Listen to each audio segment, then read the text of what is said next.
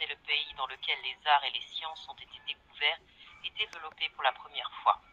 À ce pays, les Grecs ont appliqué le terme ochi, un terme qui n'a jamais été donné qu'aux très anciens, et c'est à des Irlandais, ariens, que les Grecs ont retracé leur descendance.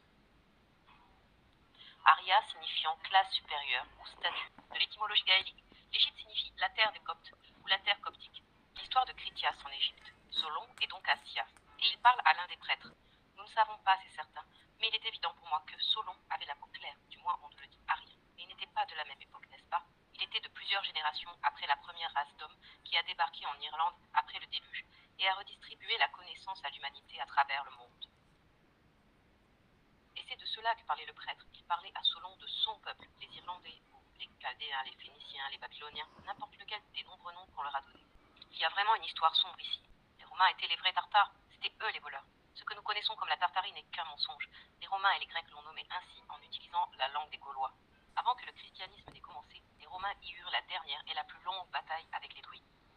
Les Gomérites étaient le peuple irlandais, et cela a dû arriver longtemps après que la Tartarie ait été détruite.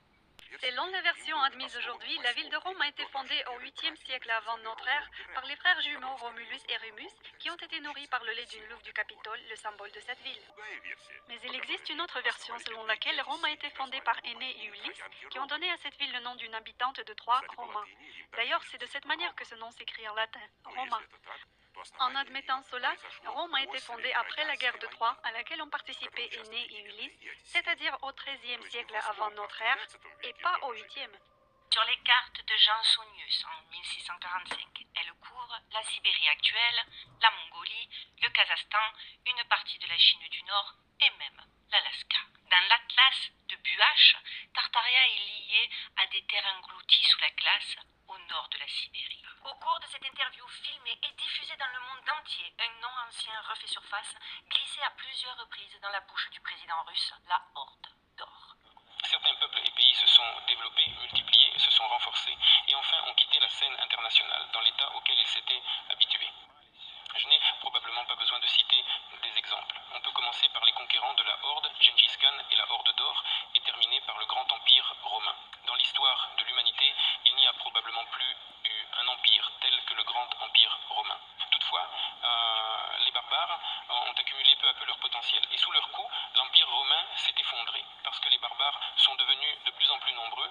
Ils ont commencé à bien se développer en général, et ce régime imposé au monde entier par le grand empire romain s'est effondré. Certes, il a mis longtemps à s'effondrer, 500 ans.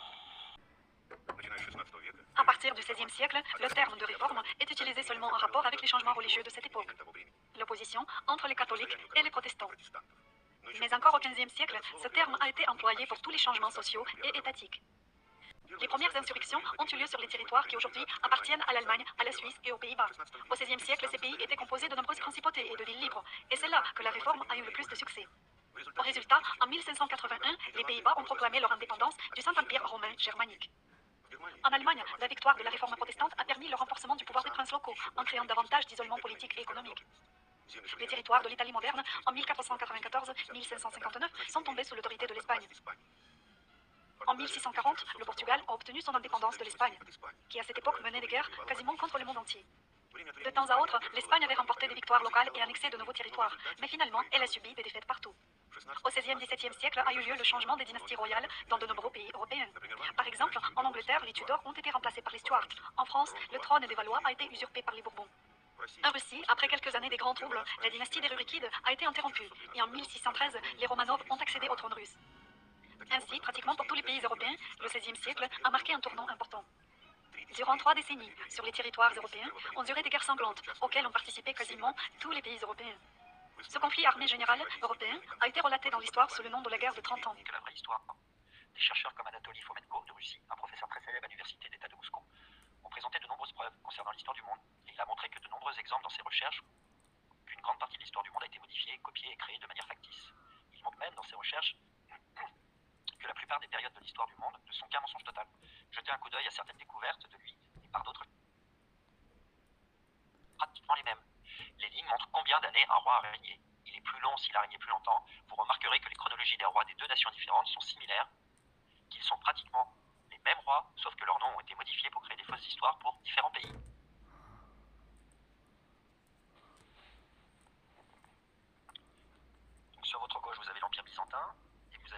lumière sur votre droite.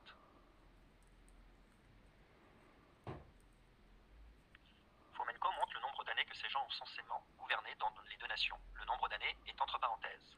Puis le montre sur un graphique en face de l'autre, montrant la similitude de nombre d'années pendant laquelle les rois ont gouverné leur nation. Donc là, vous pouvez le voir, hein, je vous cite juste un exemple.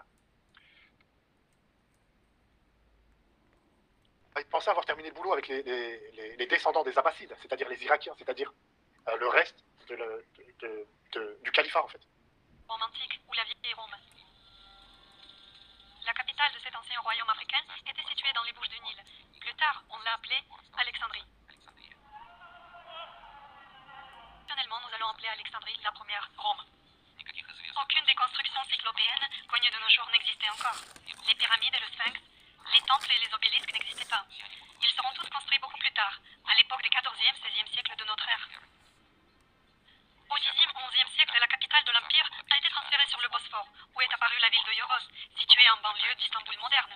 Conventionnellement, c'était la deuxième Rome, connue également sous les noms de la Jérusalem biblique, de la Troie antique, de la Constantinople médiévale. C'était aussi la Byzance du Moyen-Âge et la ville turque d'Istanbul. Selon notre reconstruction, le tsar Yuri III, connu comme Gengis Khan, du XIVe siècle, a fondé le grand empire mongol. Il est mort à un âge jeune.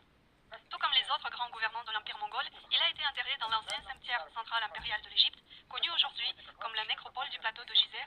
Les cultes aux dieux puniques, Baal, Amon et Tanit, s'amalgament au culte polythéiste romain.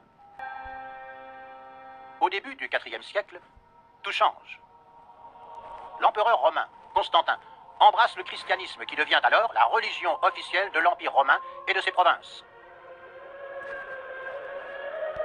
Des berbères chrétiens, instruits et civilisés, tels que Tertullien, Saint-Cyprien et Saint-Augustin, font de la province d'Afrique un centre d'évangélisation majeur de l'Empire romain. Cependant, le siècle suivant, la donne change à nouveau. Le dieu héros Fuxi et sa sœur, la déesse Nuva. Ils sont représentés par un buste d'être humain et des corps de serpents qui se tressent entre eux comme les colonnes de l'ADN.